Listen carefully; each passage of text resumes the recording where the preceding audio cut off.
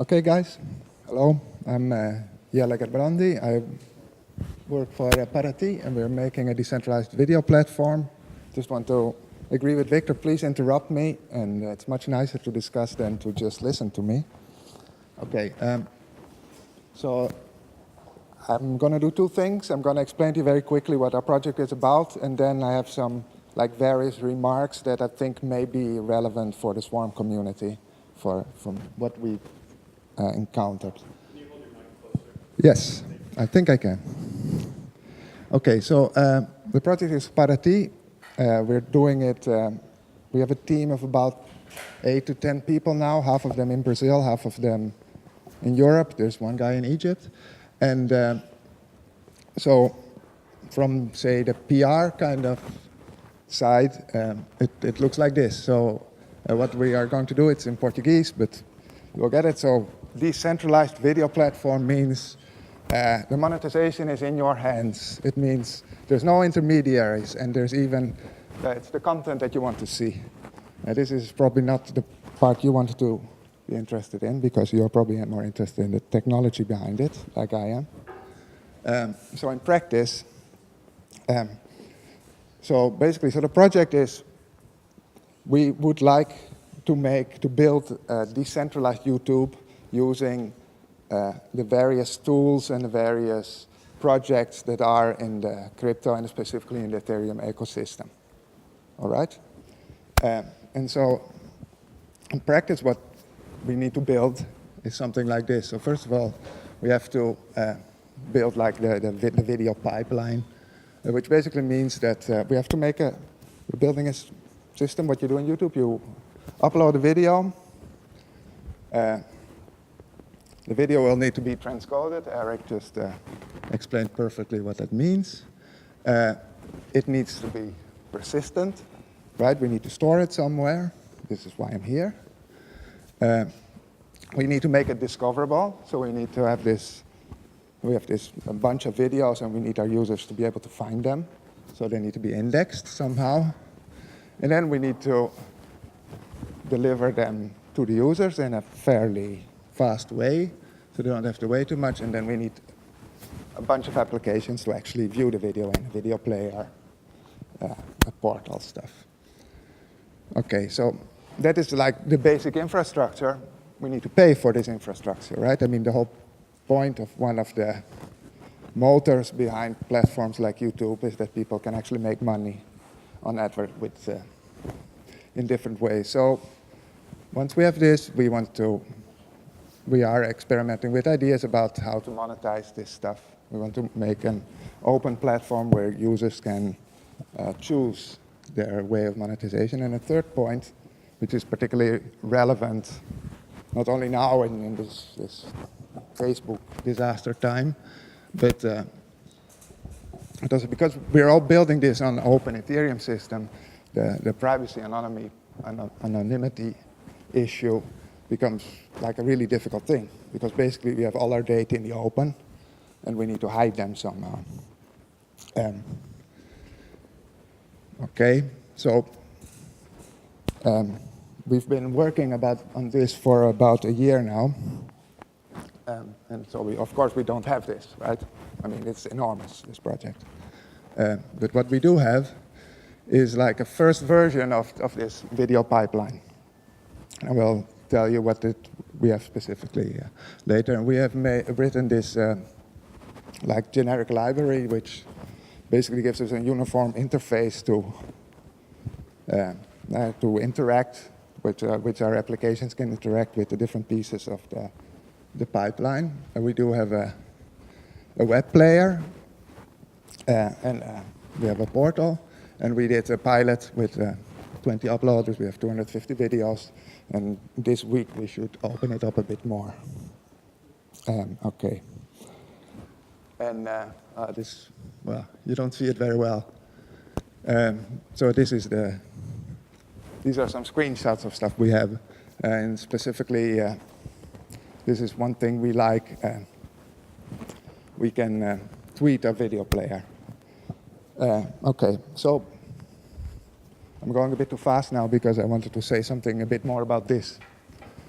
So on the part of the, no, I will get to that later. I will, okay. So this is what it looks like now. So these are the basic steps of what we need to do with videos. So first they need to be transcoded, then we need to store them somewhere. We need to index them. They need to be curated in the sense that we need to organize the videos in playlists. We need to probably, if we put them on our branded portal, we need to censor them. We need to get rid of the child porn. And we have to deliver them to the users. And so this is what we have now, what we've built. Because the idea was we're going to build some stuff with whatever tools we can find and then try to decentralize all the pieces step by step. So for the transcoder, we just have our own transcoder, which is simple, but we are looking very much at LivePeer. We want to use LivePeer, and this would make this step decentralized. I've actually been working on integration. There's some differences in requirements because LivePeer is doing live streaming, which is, you can ask if you're interested. Okay, for the persistence layer, so these are basically two parts. So we need to store the videos themselves, and we need to store data about the videos, right? Whose is it? What's the title? Do they want to get paid for it? Stuff like that. And so what we're using is IPFS, and I will explain to you why we're not using Swarm in the next slide. So the videos are stored in IPFS, and the data is partly stored in, basically we store video records on Ethereum with a reference to a hash in IPFS where all the real data are. This is flexible, it works well. We would have liked to use Ethereum and Swarm. I'll get to that. For the indexing, so I think this is a real interesting point here. So you can store data on a blockchain, right? It's basically a database. But you cannot really search very well on the blockchain. And so what you need to do is index the data, right? You need to make a blockchain explorer type of thing.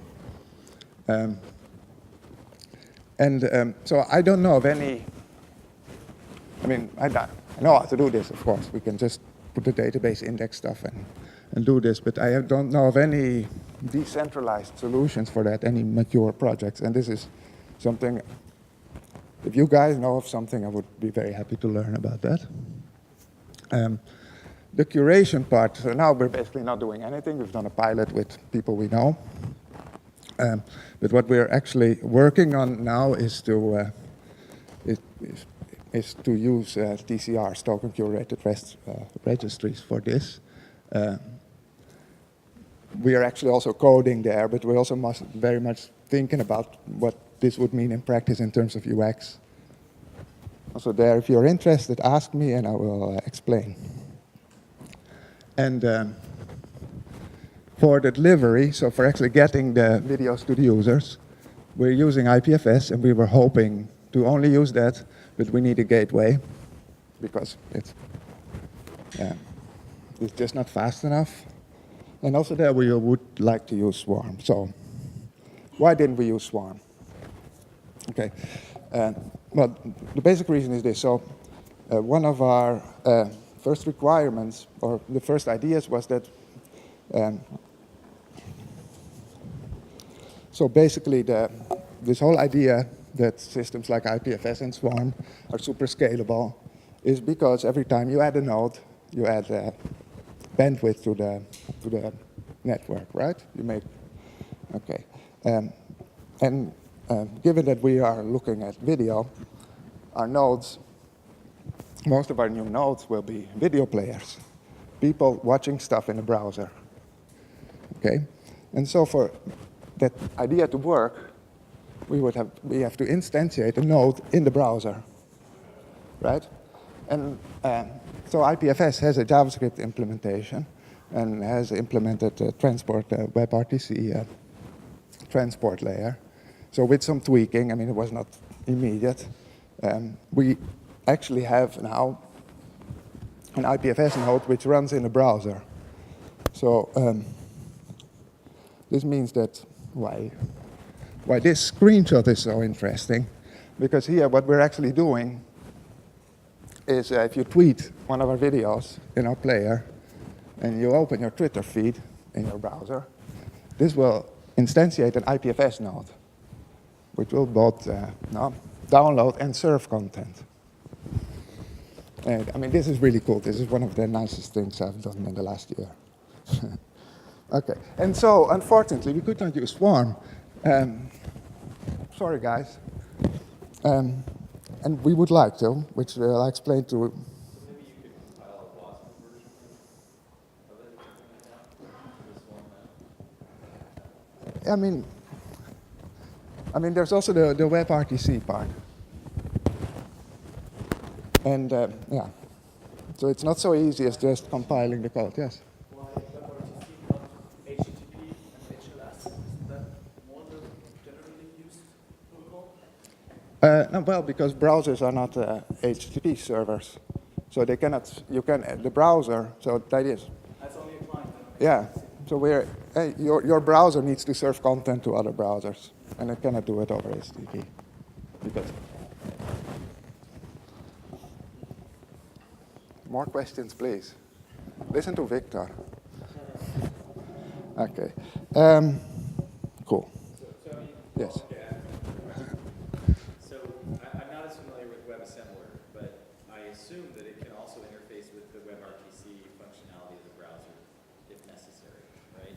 Yes. You need to write a transport layer. Right, so it's possible. You just have to. Oh no, it's completely. I mean, we would have done it, right? If we had like infinite amount of money and people, we would have loved to actually build this stuff. Yeah. No, I'm not. Just type it in a sentence. You can do it in a day. Okay, so this diagram, I'm going to go over it very quickly. It's because it's more meant to illustrate how messy our stuff is going to be and how much better it could be. So basically, what happens in this stuff in this video pipeline is this: so we start here with somebody who is in a browser and wants to upload a video.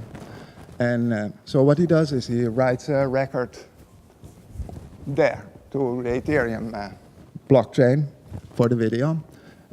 Part of it goes here in the persistence layer. And then he uploads a video to the transcoder. He tells the transcoder, please do this job. So here we would have like a live peer cloud, ideally. Then when the transcoder is done, it writes the resulting hash of the transcoded file to the blockchain again. And we have here the database index, which listens to events on the blockchain and makes a nice structured database for easy searching. Then, when there's a client who wants to watch the video, what it does is it asks here the database index. It searches for the video, for example, finds it, and then asks the persistence layer and the CDN network, let's say, for the video. And so given that, we've been trying to use the tools that seem to be most suitable for the job, and so what we ended up is with like this network where, which is messy and mostly on terms of, all these steps have to be done. That kind of messy we cannot avoid, but we are using different communication protocols and systems all over the place. So for example, here within the IPFS nodes, what we're basically using is an adapted version of the bit swap protocol. Because these nodes, these are all IPFS nodes, they are communicating anyway, so we added a little layer, some messaging on top for, saying I would like to transcode this job, or I've done, that kind of thing. Well, of course, the communication with the Ethereum node goes over HTTP and over WebSockets. The index, this is just HTTP stuff. And So what we find ourselves is getting this system which is getting more complex and complex, and I wrote it a little bit small, but I mean, the vision of the Web3 Ethereum stack, which combines the blockchain with Swarm as a storage layer and with the uniform communication protocol on top of it, is really very suitable for the kind of thing we want to make, right? If we had something like that available, it would make our life so much easier. Okay. So these were my generic slides, and then I have some specific remarks. So one of them is this. So I think this is a general. So we very specifically found that communication between browsers over WebRTC is very heavily throttled. If you start sending more data, then, I mean, we didn't do any systematic experiments, but it's like if you start consistently sending like more than 5 megabytes of data, which is very little, to the same peer, it will just start stopping it. I mean, we wouldn't work around that. I don't know. Are you saying that ISPs are doing this? Or that No, the browsers? this is Chrome. This particular WebRTC thing is Chrome. But what I want to say is that this is a more...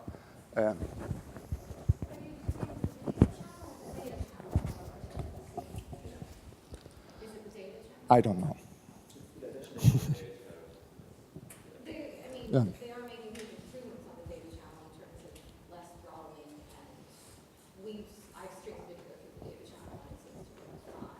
So I'm wondering what the problem issue is. So am I, yeah. So I have to explain also. So the person who should have given this talk is, I will go to the last slide so you can see him, this guy here. He's called Mohammed Yahya, but he cannot come here because he's living in Egypt. These are, like, he's doing the low-level peer-to-peer work, and he would have answered your question perfectly. But we live in a limited world. I mean, so we ran into this problem. I mean, it's just like shitty, okay, because you cannot control it. And I think this is I mean, the remark I want to make here is that this is, of course, part of a bigger generic problem, which, I mean, so this graph is, I think it's from like 2004, is about throttling BitTorrent by ISPs, right, in different countries. So yeah, I mean, the usual suspects, well, actually Japan, they're throttling like crazy. So, I mean, the point I want to make is that projects like ours, which is very specific about video, but Swarm in general, any kind of peer-to-peer, has to face this at a certain point, right? If we get browser makers or ISPs who somehow don't like all this peer-to-peer stuff, we can build all the cute technology we want, but we will be killed. Yeah, I think that one potential sort of protection against this problem is that ISPs kind of have to support whatever becomes the more conventional way of doing things, right? I think they've been able to block torrenters, for example, because they're like a very small fraction of their user base. But if, say, 40% of the user base starts using peer-to-peer technologies for their general internet usage, I just don't think they're going to be able to really throttle that much. But there probably will be like this inflection point where before it goes mainstream, like they attack it, right? And then as it gets more and more common, they realize how we just have to go with it, you know? But then it would be hard to get mainstream because it's Yeah. usually when they. But there's always there's always a point of pain, right? Like, but yeah. I mean, I think, I mean, yeah, I mean, if you have like a free functioning market, you would say, okay, if consumers want peer-to-peer stuff, they will get it from their ISPs, right? Yeah. But we don't have that kind of market. In a big part of the world, like, cite again my friend Mohammed Yahya is in Egypt, there's no question. that consumers can influence the behavior of ISPs. No, but also in the States. I mean, there are also very many other interests, right? Yeah, I'm not saying that there's not resistance and there's not a challenge ahead, but I guess what I am saying is that, like, the more these technologies show promise and actually do something useful, then the more people start using it, the more we're going to get pressure behind, forcing people to start accepting and catering to these services, right? Yes. Okay. Another generic point. This is more specific. I mean, I'm saying this because last year in Berlin at the Swarm conference, I've been asking, I don't remember whom of the Swarm team, are you going to implement Swarm in the browser? And they said no, because they're very shitty peers. And so I can confirm, they're really shitty peers. People watching a video, they will arrive, they will download stuff, and they will finish the video and go away, right? And we have this fact that they're in the browser. I mean, it's just like, it has lots of limitations for programming in the browser, and they're also all different, right? I just want to give some scientific feel to the thing. This is from an article by Flavio Ribera, who is one of our advisors. So he did an experiment where this was with WebTorrent, where it was an experiment with WebTorrent where people would see videos and try to download as much as possible from their peers instead of hitting a central server. And so the top graph here is the 100% is the hits to the centralized server if in the normal case where you don't have peer-to-peer connections. And this is what the reduction in hits to the central server when you added WebTorrent. And so in the best of cases, they got a reduction of 30-40%. I mean, this is not so bad, of course. I mean, it's really very good if your costs, if your job is paying for a CDN. But it's very long way off from our idea of using IPFS or something like Swarm as the single content distribution network. Okay. And where the main bottleneck comes from for WebTorrent? Why are they only able to offload 30% versus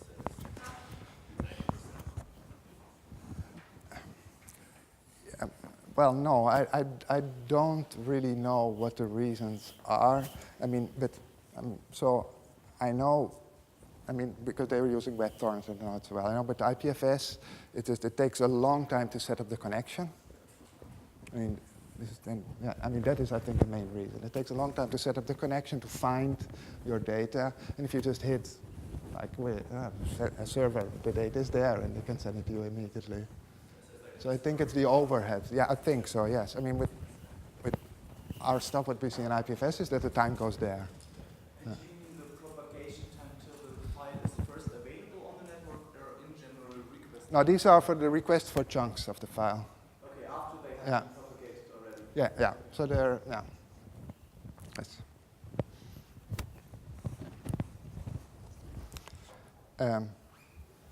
Okay, this is what we could really use a decentralized trustless database index, whatever that means. Okay, thank you guys.